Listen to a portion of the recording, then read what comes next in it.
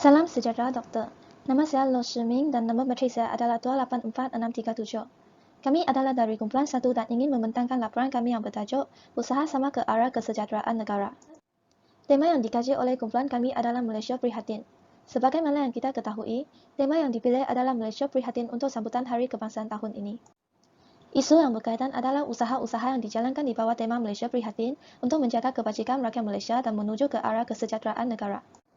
Sekarang saya akan menerangkan tentang usaha yang dilakukan oleh pihak kerajaan dari segi pendidikan dengan lebih terperinci. Berbagai usaha yang dilakukan oleh pihak kerajaan dari segi pendidikan di bawah tema Malaysia Prihatin. Antaranya ialah program e-belia. Setiap belia dan pelajar yang layak dapat menebus nilai RM150 dalam bentuk e-tunai dengan menggunakan Touch and Go e-wallet, Boost, BigPay atau ShopeePay. Dengan inisiatif ini, beban kewangan pelajar boleh dikurangkan dan perbelanjaan tanpa tunai juga boleh disokong. Seterusnya, usaha yang kedua ialah pemberian bantuan tunai. KPT memberi bantuan tunai kepada semua pelajar baharu sebanyak RM50 sebagai usaha mengurangkan kos pelajar untuk hadir P&P secara dalam talian. Dengan bantuan ini, pelajar baharu boleh menggunakan wang ini untuk membeli barang keperluan yang diperlukan di universiti seperti alat tulis, buku dan sebagainya. Selain itu, usaha yang ketiga ialah bantuan plan data B40. Kad SIM dan wang tunai untuk motif membeli plan data telah diedarkan kepada pelajar melalui inisiatif ini. Hasil daripada sumbangan ini, pelajar dapat menghadiri kelas di atas talian dan aktiviti pembelajaran lain tanpa gangguan-gangguan lain dan kesejahteraan negara juga dapat dicapai kerana masalah pelajar dari segi pendidikan dapat diselesaikan. Di samping itu, usaha yang keempat ialah bantuan peranti B40. Inisiatif ini akan memudahkan pelajar IPTA dan IPTS yang terjejas akibat wabak COVID-19 seperti pelajar B40 untuk menyambung pembelajaran secara atas talian apabila kemudahan internet dan peranti tersedia tanpa sebarang batasan atau sekatan. Terdapat beberapa jenis bantuan peranti yang telah ditawarkan iaitu pinjaman komputer riba sepanjang tempoh pengajian, bantuan komputer riba percuma, pinjaman kewangan istimewa bagi pelajar memperolehi komputer riba dan pemberian wang tunai. Seterusnya, usaha yang terakhir ialah harga istimewa plan data dan peranti. Semua pelajar dari college community, politeknik, universiti awam dan swasta layak mendapat diskaun ini sekiranya mereka membuat pembelian terus secara atas talian di kedai rasmi. Selain itu, pelajar juga boleh pergi ke kedai telco seperti Digi, Maxis dan Celcom dengan mengemukakan kad ID pelajar dan kad pengenalan untuk mendapatkan harga istimewa bagi plan data. Dengan ini, pelajar dapat menggunakan wang yang dijimatkan ini untuk membeli barang yang lebih diperlukan selepas mendapat harga diskaun ini. Assalamualaikum dan selamat sejahtera. Nama saya Nur Khairin Adriana binti Muhammad Ali, nombor matrik 284547. Saya akan membentangkan tentang usaha-usaha dari pihak kerajaan dari segi kewangan. Melalui tema Malaysia Prihatin ini, kita dapat melihat pelbagai inisiatif yang telah pihak kerajaan laksanakan untuk memberi kesejahteraan, keprihatinan dan keselesaan kepada rakyat Malaysia yang terkesan akibat wabak COVID ini. Antara inisiatif ialah usaha dari pihak kerajaan dari segi kewangan. Bantuan-bantuan yang disediakan oleh pihak kerajaan adalah yang pertama, bantuan khas COVID-19. Bantuan ini dapat memanfaatkan lebih 11 juta rakyat dengan peruntukan sebanyak RM4.6 bilion. Bantuan yang kedua ialah pakej perlindungan rakyat dan pemulihan ekonomi dan kurungan pemulih. Bantuan ini juga menyediakan allowance mencari pekerjaan kepada bukan pencarum perkesa. Bantuan ini adalah untuk membenarkan setiap masyarakat agar tidak ketinggalan dalam menerima pertolongan dari pihak kerajaan pada masa yang akan datang.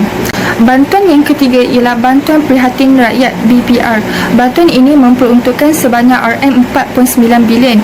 Di dalam program pemekasan tambahan, Perdana Menteri juga ada mengumumkan terdapat penambahan dalam jumlah bantuan sebanyak RM500.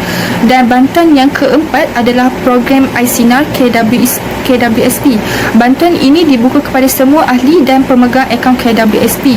Bantuan ini juga diperluaskan kepada ahli yang terjejas pendapatan dengan lebih 8 juta pencarum akan dapat manfaat. Pihak kerajaan berharap dengan bantuan ini dapat mereka meneruskan kehidupan mereka dengan selesa. Kesan yang terdapat dalam menyediakan bantuan-bantuan ini ialah dapat mengurangkan kemiskinan dan isu kesamarataan di Malaysia. Yang kedua ialah dapat memberi peluang kepada usahawan-usahawan mereka untuk memperluaskan perniagaan serta menjana pendapatan. Assalamualaikum warahmatullahi wabarakatuh. Saya Muhammad Faid Matrik Berni, matrik nombor 284661, ingin menceritakan tentang usaha oleh kerajaan dari segi bantuan kesihatan, iaitu pemberian vaksin.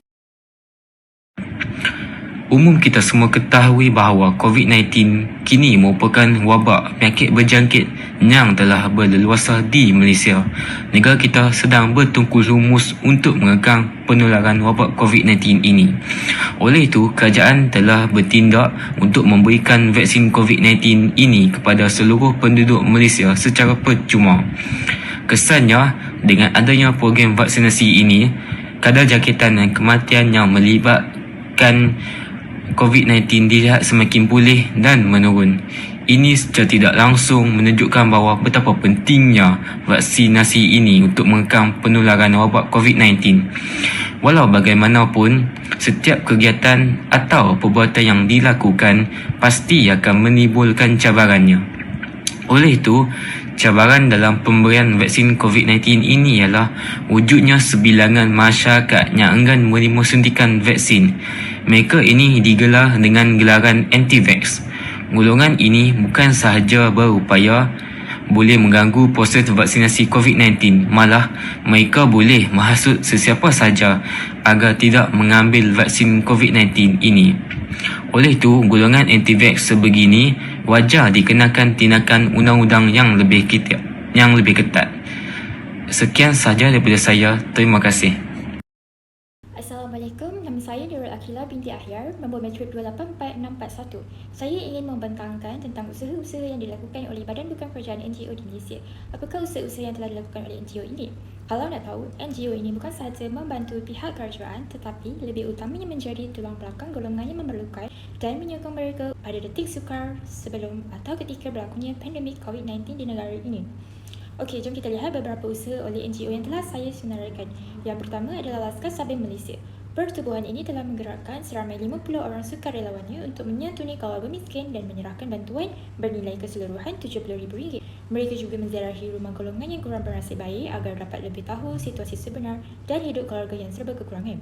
Seterusnya, Persatuan Pengguna Islam Malaysia PPIM. Melalui platform sumbangan.com, pertubuhan ini sudah membantu lebih 100,000 keluarga dengan jumlah bantuan RM2 juta. Pemberian sumbangan ini adalah dalam bentuk bahan-bahan mentah, alatan atau kelengkapan yang sewajarnya diperlukan untuk membantu golongan yang terjejas akibat PKP 1.0. Kemudian, ada juga bantuan berubatan daripada Yayasan Ikram Malaysia kepada pesakit COVID-19 kategori 4 dan 5. Bantuan yang diberikan seperti oksigen, concentrator, puls, oximeter dan ubat cair darah ini dapatlah meringankan beban dan membolehkan pesakit terus pulang ke rumah dan meneruskan hidup bersama keluarga. Oleh yang demikian, melalui aktiviti dan usaha yang dijalankan oleh NGO ini, pasti ada kesan dan cabarannya. Apakah kesan dan cabaran tersebut? Melalui aktiviti kesukarelawan ini pastinya dapat memupuk nilai-nilai murni dalam diri anak bangsa dan juga mengeratkan lagi hubungan silaturahim. Rakyat juga pasti tidak merasa bimbang jikalau nasib mereka tidak terbela. Ini kerana wujud pertubuhan yang prihatin dan membuka pintu bagi memberikan khidmat nasihat dan tempat rujukan masyarakat yang ingin memohon bantuan. Selain itu, dapat meringankan beban golongan yang kurang berkemampuan. Manakala cabaran yang perlu ditangani oleh sesebuah badan NGO adalah kekurangan modal dalam meneruskan gerak kerja yang berterusan. Seterusnya, kurangnya publicity sesebuah NGO. Akhir sekali, kurang kesedaran masyarakat tentang adanya lubuk dan peluang bantuan yang ditawarkan oleh NGO. Sekian sahaja daripada saya. Terima kasih. Assalamualaikum dan salam sejahtera. Nama saya Amira Akila binti Nama Putra, nombor metrik 284548 yang membentangkan mengenai usaha oleh rakyat dalam memerangi COVID-19. Rakyat Malaysia tidak terlepas dalam usaha tersebut. Setiap rakyat memainkan peranan yang penting dalam situasi kini. Kes Barisan Hadapan juga telah bekerja siang dan malam untuk memastikan kita berada dalam keadaan selamat dan rakyat juga telah bekerjasama dengan berada di rumah sepanjang tempoh perintah kawalan pergerakan EKP dan hanya keluar untuk urusan penting sahaja. Dengan tindakan tersebut, pengurangan kes telah dicatatkan dan Malaysia mengalami penurunan kes aktif COVID-19. Seterusnya, rakyat wajib mematuhi arahan kerajaan supaya menjaga prosedur operasi standard SOP ketika berada di tempat awam dan tempat kerja. SOP yang wajib dipatuhi oleh rakyat Malaysia adalah dengan sentiasa memakai pelitup muka, memeriksa suhu badan, mengamalkan jarak 1 meter dan mengimbas kod di aplikasi MySejahtera untuk menjejaki setiap lokasi. Rakyat yang telah lengkap vaksinasi dapat kemudahan untuk berada di pusat membeli belah dan tempat-tempat rekreasi. Masa endemik ini, setiap rakyat yang melakukan pergerakan melintas negeri atau negara hendaklah dikuarantinkan dan membuat ujian COVID-19 sebelum menyambung aktiviti di tempat-tempat tersebut. Setiap orang yang membuat kontak rapat dan kontak casual perlu membuat ujian sendiri menggunakan kit ujian kendiri COVID-19 yang boleh didapati di kedai farmasi yang terdekat. Hal ini memupuk kepaduan dan keprihatinan rakyat ketika memerangi COVID-19. Ini dapat membuktikan bahawa rakyat Malaysia telah memupuk semangat keprihatinan rakyat dan bersama-sama membantu orang lain. Natijahnya dalam menjayakan usaha-usaha untuk menjadikan negara Malaysia sebuah negara yang sejahtera berlandaskan tema Malaysia Prihatin adalah perlunya bagi semua pihak kerjasama tidak kira usia muda, tua atau muda, miskin atau kaya, beragama Islam atau tidak, sama-sama mengurat langkah, bantu dan menyokong agenda yang dilaksanakan mengikut kadar kemampuan masing-masing dan mengekang penularan wabak COVID-19 yang melanda negara ini. Dengan segala usaha tersebut, penularan COVID-19 berhasil meninggalkan kesan positif terhadap kehidupan masyarakat majmuk di negara ini. Jadi pada kumpulan kami, sekian, terima kasih.